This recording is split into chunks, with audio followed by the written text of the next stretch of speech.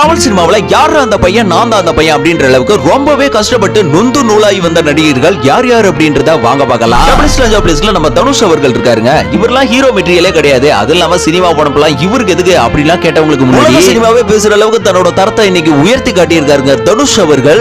நல்லா பிளேஸ்ல சிவகார்த்திகேயன் அவர்கள் இருக்காருங்க. இவர் விஜய் டிவில கண்டஸ்டன்டா இருந்து அதுக்கப்புறமா ஆங்கர் ஆனார் அப்படின்றது எல்லாருக்குமே தெரியும். அவர் டிவி ஷோலயே இருந்திருக்கலாம். எதுக்கு இந்த ஹீரோ சான்ஸ் அப்படின்னு அவரை பல டேமேஜ் பண்ணா கூட ஒரு சாதனையாளராக மட்டும் இல்லாம தமிழ் சினிமாவுல முக்கியமான இடத்தை பிடிச்சிட்டாருங்க.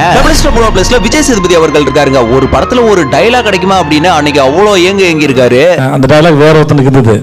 தனுஷ் பக்கத்துல நான் இருந்தாலும் எனக்கு வந்துச்சு அந்த டயலாக். நான் ரொம்ப சந்தோஷப்பட்டேன். ஆனா இப்போ நிறைய கதாபாத்திரங்களை அவாய்ட் பண்றாருங்க. அது கொஞ்சம் வருத்தமா தான் இருக்கு. இனிமே கொஞ்சம் பார்த்து நடிக்க போறேன் அப்படின்னு சொல்றீங்க. சோ இந்த பண்ணவே மாட்டேன்